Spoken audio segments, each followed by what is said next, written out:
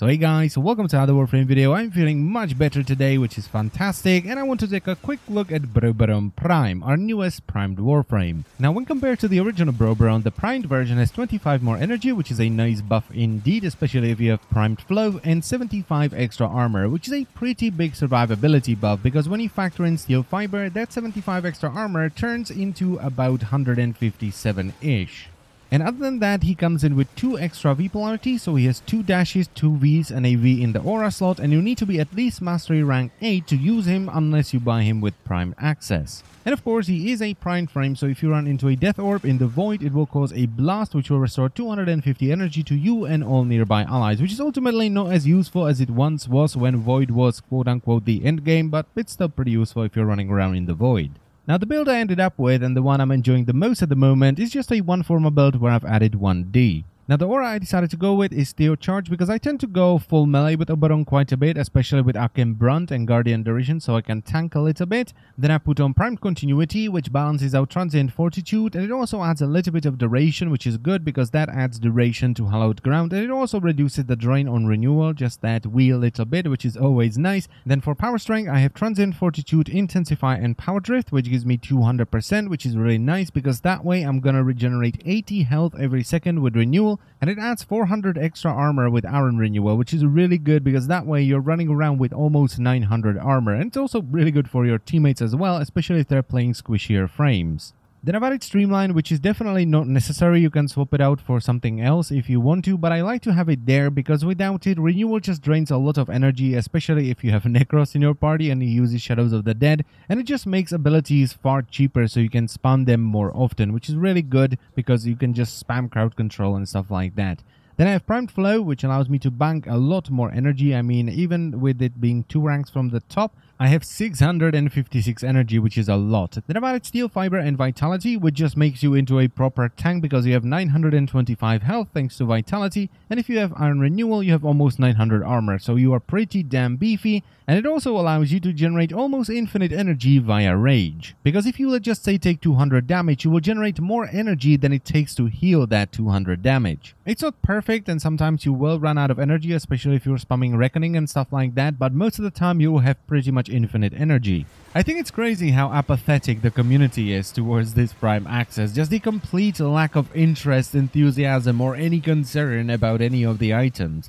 I mean, it's like, what, day 3 of the Prime access? And I've seen people sell Sylvan Aegis and Sybaris Prime sets for under 100 platinum. There are items that have been in the game for a very long time and aren't even voted yet that are selling for more than that. That's actually how I got Oberon Prime. I just went into Warframe Market and I was like, holy crap, these prices. I'm gonna buy one. Yet even with this much apathy, whenever I see someone sporting either Oberon Prime, Sylvan Aegis Prime, or Sybaris Prime, and I ask them, well, how is it? Do you like it? They go, hell yeah, it's amazing. So what in the hell is going on? Well, there are 2 ways in which you can look at things. You can either just get a build and have fun with it, you know, go into a mission and play it and realize that Oberon is actually quite a bit of fun because you're pretty beefy, you have a ton of armor, you have a lot of health regeneration, you have a lot of crowd control, you have radiation procs on top of that, and you have decent amount of AoE damage. You're not Nidus or Wukong or even a Naros, but that's understandable because you're also providing really good buffs to your party.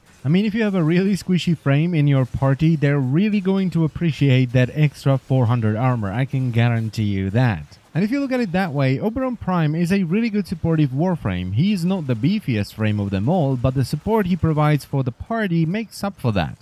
But unfortunately, I think a lot of people, too many people in my opinion, just do this. Okay, let's go with Wardens, about 20 of them should be good enough. 125, yeah sure, why not? Let's simulate them. Let's quickly buff up, and look at this. This is unbelievable. Just one shot from a level 125 Warden. How am I supposed to rescue hostages if I just get one shot? But it doesn't even reach them. Look at the damage. This is so stupid. It's not even doing any damage. I mean, look at it. It's just, and then I die. GG, DE, GG. And that's it. Broberon Prime is useless. He can't do anything. He's literally the most useless thing ever. And then they go onto YouTube and like every video that bashes Oberon, because hearing your opinion in a different voice is very satisfying. And they will of course dislike every video that disagrees with them, like this one.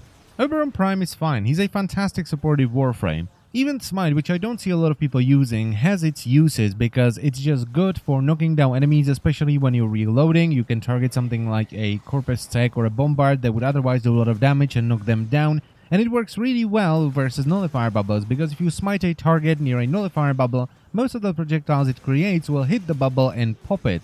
Hallowed Ground on its own is not the best thing ever, because it just doesn't do a lot of damage, and the status chance on it is pretty low as well. But when you combine it with Renewal, so you get health regeneration and armor from Iron Renewal, it's actually a really strong buff. And if you somehow manage to persuade your teammates to stand on Hallowed Ground, you get immunity to status procs, which is really awesome. And Reckoning is just really good overall, because up to sort of level 40-ish, it's gonna kill most of the cannon fodder units with just one cast. And even if it doesn't kill the enemy, it provides AoE crowd control, especially with the follow-up radiation procs. Yes, there are missions where I would rather support with Trinity because of Energy Vampire providing energy to the entire party and Blessing being an instant heal, but there are also missions where I would rather play Oberon and have the crowd control, the constant health regeneration, and also the bonus armor. He's not as bad as people make him out to be, otherwise I wouldn't be able to finish Sortie 3 Jackal Assassination with 3 bloody Oberons. And that's pretty much it for the video, so I thank you very much for watching as always, and I will see you next time. Bye bye.